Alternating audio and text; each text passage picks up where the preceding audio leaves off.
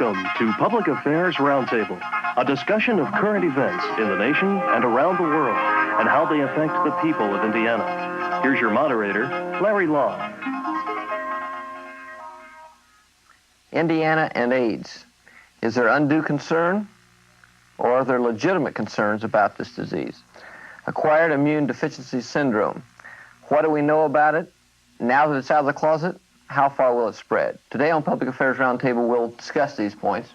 With us are Ball State University professors Carla Kirby from nursing, who will discuss the psychosocial aspects of AIDS, John Hendricks from biology, who will analyze the bioethical concerns of the disease, and John Rouse from political science, commenting on the political implications of the AIDS scare.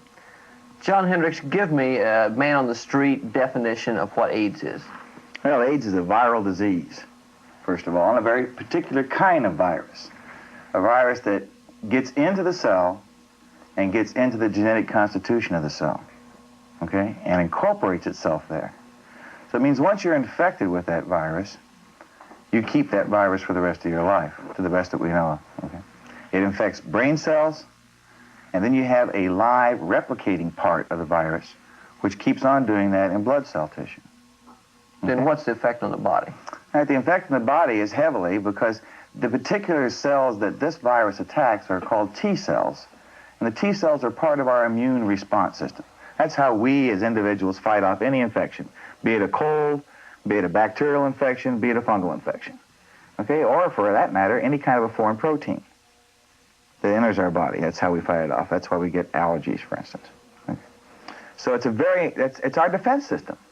It's our defense system about all those little bugs we can't see out there that can attack us. And without that defense system, we're crippled, really crippled. We're vulnerable to any kind of infection. That's right. We're unable to fight. Do we know a lot about this, or do we know as much as we need to know to find a cure? Well, you talk a cure. Right now, we're in a stage where we have limited knowledge, and we're trying to gain knowledge rapidly. Right? The limited knowledge is we've just recently really discovered the virus. The virus itself mutates so fast that if you took 18 active AIDS case patients, isolated the virus from them, we'd have 18 different viruses that are producing the disease. There's a lot of similarities in the viruses, but there's that much the difference with respect to the viruses. So we have a long way to go. We have a lot of information we need to collect. We have a lot of public health measures we need to look about as far as implementing. We have a lot of ethical questions to consider. Public awareness, Carla Kirby, must be a problem. And how do you tell people, how do you allay their fears about AIDS? Or should you try? Definitely, we should try. I think that so far we have tried to educate the community. Being informed, of course, gives you all kinds of opportunities to do something to protect yourself as much as one can. And certainly in the areas of the country where the population has been most affected by AIDS on the two coasts, you have massive public health awareness campaigns directed at people who are in high-risk groups and people who are at high risk in terms of working or coming into contact with people who have AIDS. Well, there have been certain high-risk groups targeted, right? Homosexual community. Right. Drug users, another. Children or infants of women affected with AIDS, another. Those are groups that are high risk within our country. But one should be fully aware that AIDS is not just a gay disease. In Zaire, for instance, the ratio of males to females infected with AIDS is 1-to-1, where 4% of the population of Zaire test positive for the AIDS virus. I may put that better. That's not proper. They test positive for the AIDS antigen, antibody. What we are seeing here is a test that tests to see if you've been exposed to the virus. And if you've been exposed to the virus, your immune system builds up an antibody, okay? Doesn't mean that the virus has incorporated in the cells of your body. Doesn't mean that you have an active case. All it means is you have an antibody to it. I'll give you a good example. You could have been vaccinated for measles, you will have an antibody for the measles. You may have never had measles in your life, but you have the antibody because you were exposed to the vaccine. John and Carla, this is a different kind of issue than we've ever had on this program, I think. The question for me is this a political issue? But let me ask you that question. Should this very serious kind of concern, I mean, you almost talk in technical kind of terms or physiology kinds of terms or biological kinds of terms, should this issue be a political issue? Do you have any comment on that? I think it is a political issue. It has ramifications that we're seeing in many states. What has happened in Colorado is they've asked that there be reporting of incidents of AIDS to the public health department. That's a political issue because the fact that I have a communicable disease may prevent me from maintaining my job, or may prevent me from getting insurance, may prevent me from having a place to get health care, or to die. And not only that, it's a political issue and a sociological issue at the same time. We have kind of a plague mentality that seems to be sweeping the country right now. A lot of programs such as this that are trying to educate very well the public on what is AIDS, you know, how much, who's at risk, what's going to be contained in it. But there's a lot of misinformation. For instance, with the Army going in to screening with the ELISA test, which is a test looking for that antibody again. All the new recruits and all the people in the military service, heavy political ramifications. A positive, seropositive test doesn't mean that I have the virus. It means I've been exposed. Retest situation, what are they going to do? Confidentiality, whose records, where are they going to go, who's going to keep them? Classic example in the blood system right now, the reason the test was developed in the first place, for blood banks. Red Cross says, look, if a person tests serum positive first, they go on a warning list. If it's repeated and it's negative, what they do is they still keep that name on the warning list, but they don't inform the person that tested seropositive. That's ridiculous. There's no informed consent. The person may come in and say, I'm going to make my next donation next month, comes in for a blood donation, wants to give it. They'll draw the blood and then throw it away. Now, we've got to get some degree of commonality, some understanding, some ethical principles to guide our decision-making in healthcare decisions. And you know, we need to really deal with some very nitty-gritty. We can't afford technical errors to be perpetuated. We can't afford myth to be perpetuated. When you talk about a communicable disease, people equate that with a highly contagious disease. Yeah. Is that not true? That's true, they do. That word's a loaded term, wouldn't you say? Yes. Huh? Yeah. Well, Carla, is this the equivalent of the biblical leprosy kind of thing? Is this kind of a leprosy that is sweeping the country? Certainly that mentality is there, and we see that in the reaction of people in many sectors. I don't want to touch somebody. I don't want to work with somebody. I don't want to live in the same dorm with somebody who has AIDS or might be exposed to AIDS. I don't want to eat at the same restaurant. The public information has focused on the fact that this disease is not contracted by social contact. But it remains that here in Kokomo, Indiana, we're seeing a boy being not allowed to go to school because he has AIDS. But there are only, I believe, the last figure I saw were only 49 cases here in Indiana. And that's in comparison to some 14,000 cases in the country. That doesn't mean, though, those are active cases that are identified cases.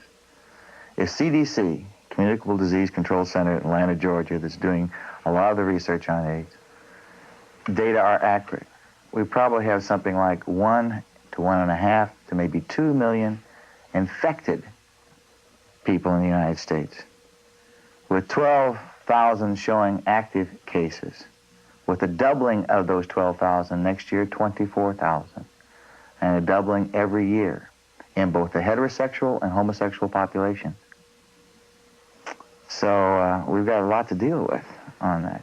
There is a mentality that's crazy about it. We should make sure people understand it's a sexually transmitted disease where blood fluids are shared.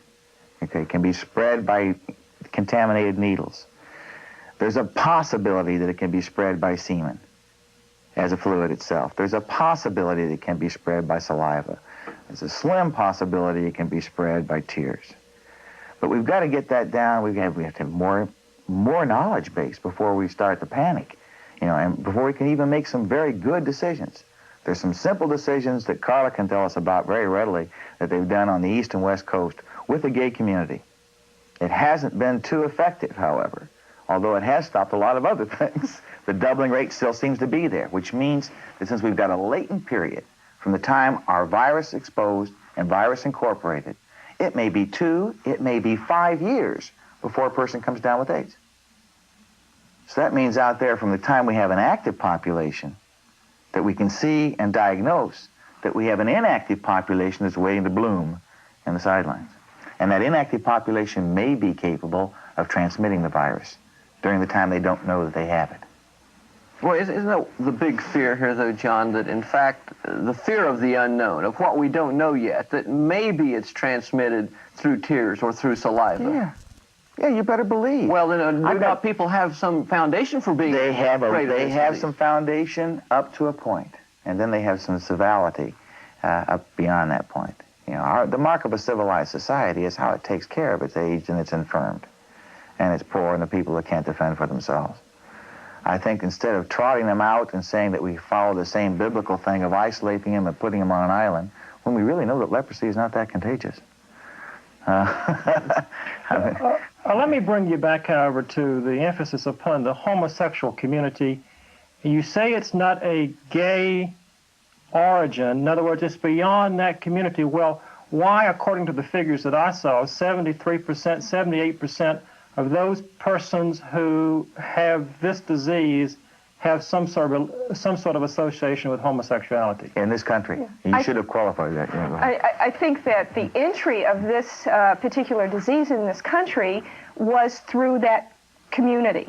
But in Africa, there is a so-called AIDS belt, and we know that there are green monkeys that have this virus who are not sick with this AIDS syndrome.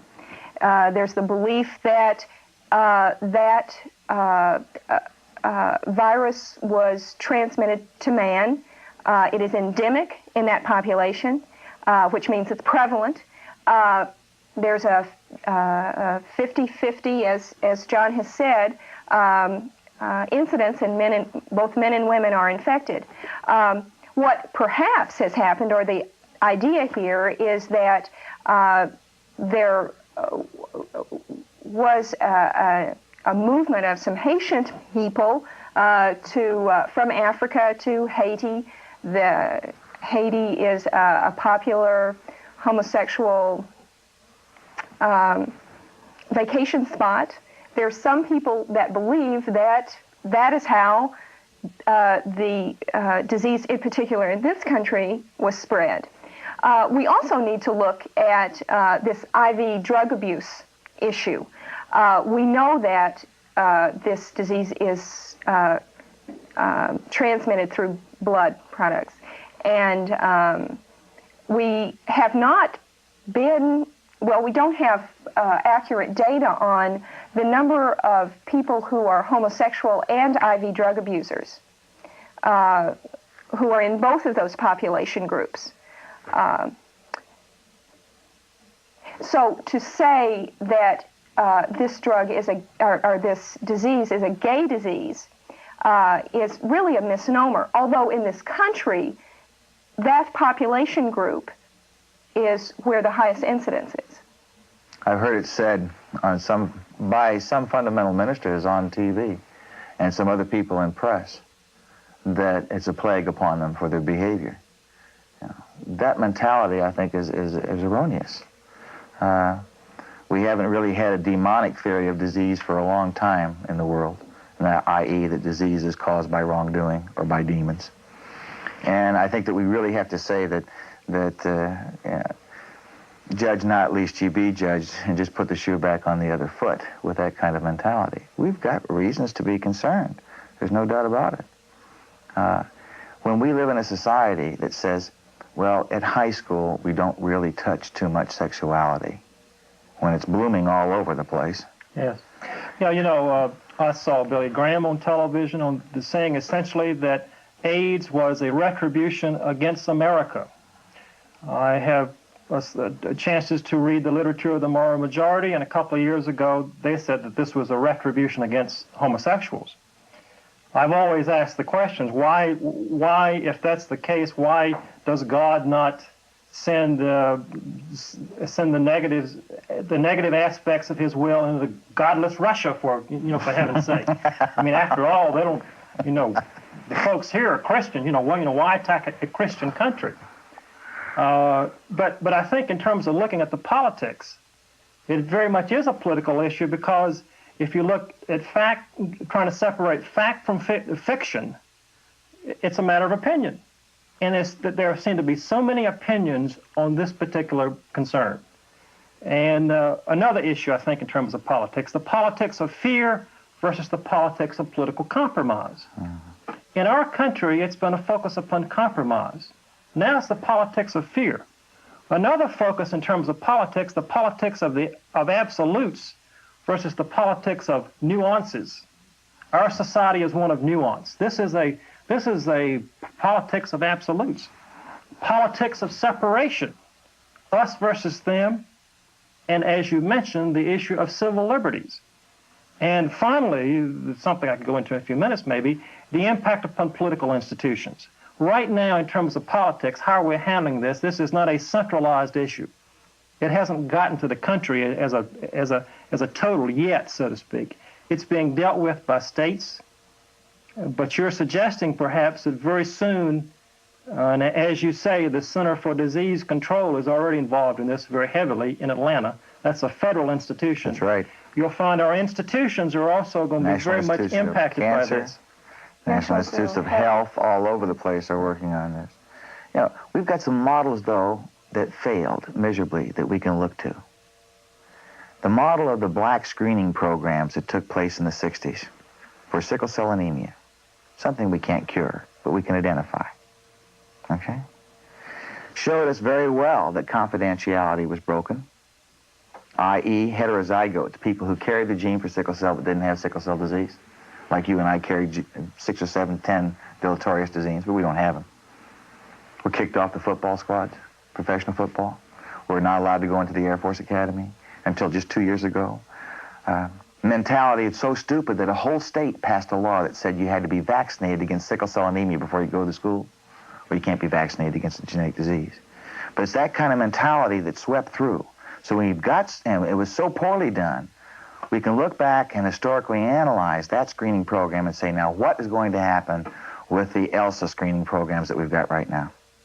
The kinds of things that are going on in the military, the kinds of things that are being proposed in the workplace, the kinds of things that are being proposed in hospitals, at blood banks, in schools. What is going to happen with that? We've got to get a handle on it now because it's already started. It was predicted a year and a half ago, 2 years ago in the literature of what was going to happen. But it's already happened. And it's happening as the predictions were. And it can be terrible politically. The confidentiality can be broke. Breaches of rights can be occurring left and right. Autonomy can be lost on the part of the individual. We're in a game that needs to be played with some good ground rules. And at least our government ought to be establishing some of those ground rules out of some critical analyses. And to point out the economic point, it's been estimated that it costs $140,000 per patient. In terms of course, this is an Indiana program. For example, the Lincoln National Corporation is a big insurance firm out of Fort Wayne.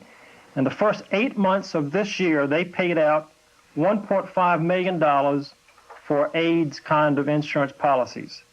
So in terms of looking at the political issue again, the states normally control your insurance companies. And so it's a matter of regulation by your states, not the federal government. So again, we get an illustration in terms of political institutions that it's the states that are dealing with this so far, or that's how I understand it. Well, the states in the sickle cell model that I just used as an analogy started charging when the confidentiality was broken and lists where screening took place and shopping centers got out. They started charging higher premium rates for heterozygotes, people who carried the gene but didn't have sickle cell. I can see that same kind of situation. In fact, the insurance companies already have said, I will not insure a person that's serum positive. Now, that doesn't mean that person has the thing. I've been trying to say that. You know, but they're making the inference that if you're serum positive and been exposed, you're a poor risk. I've got a quote I love to read. I know it's not good to read on TV, but I really would like to because it's so beautiful. It's from the Hastings Center report in August of '85, dealing with the whole ethics of the AIDS thing. It says, given the very high case fatality rate of AIDS and given a stable rate in which the number of CDC defines AIDS cases increase, doubling each year, and the lack of effective treatment for AIDS, and given a very large and ever-growing pool of infected and infectious people, and a lack of antiviral drugs to control their infection, and given a lack for years to come of a vaccine to protect the essentially vulnerable, and as yet largely uninformed and therefore unsuspecting public of both sexes, AIDS clearly represents a worldwide threat to public health of proportions unprecedented in modern times. The challenge to scientific and medical institutions is an enormous one, but so is the challenge to the psychological, the ethical, the legal, the social, the political fabric of societies. How well these particularly wealthy Western societies will deal with the threat of AIDS will measure to what extent they have a right to call themselves civilized.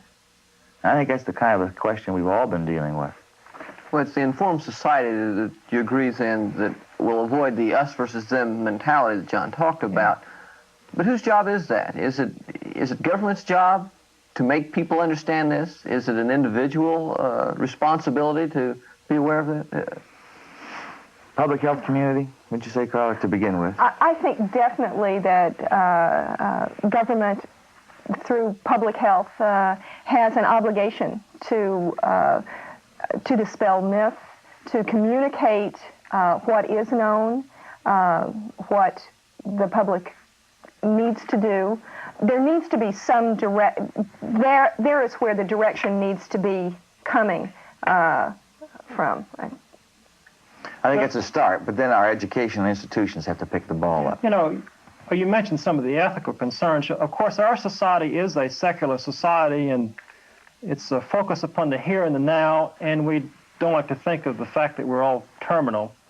I mean, life's terminal, right? Right, in the sense that if one disease doesn't get us, another one will at some point in time.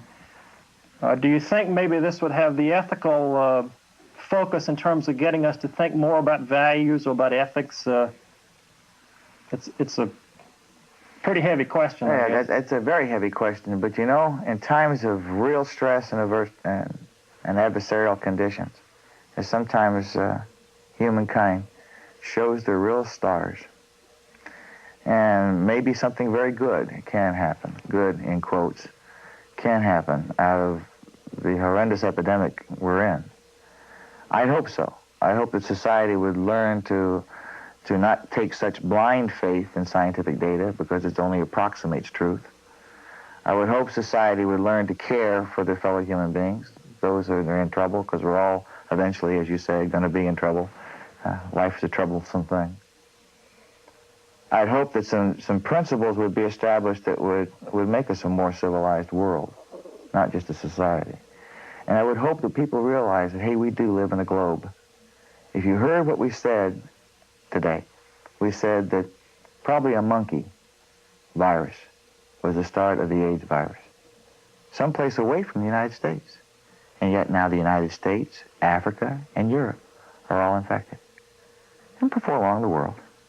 You use the words horrendous epidemic. That's scary in itself. Yeah, petrifying.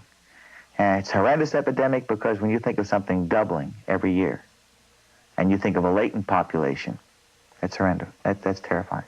Yeah, I don't want to necessarily quote Jim Baker, who is a minister on television, but I was watching one of his programs, and an expert such as you folks came on his program and predicted within 12 years there'll be 53 million people who will have died of this disease. and I, listened twice or whatever, is that really far-fetched? I hate to answer that question because it's a predictive question. Within 12 years, the world could be annihilated if we push the button.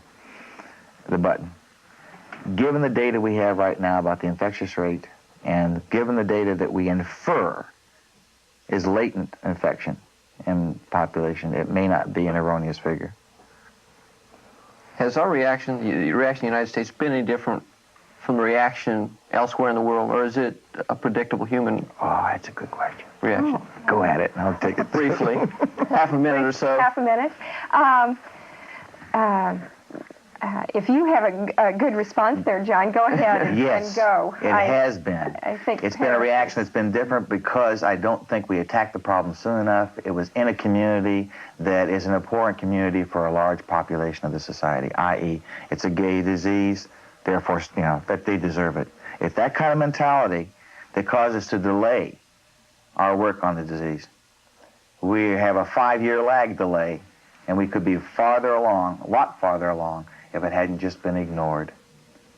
Thank you, John Hendricks, Carla Kirby, John Rouse, for your commentary today. I'm Larry Lough. Thank you for being with us.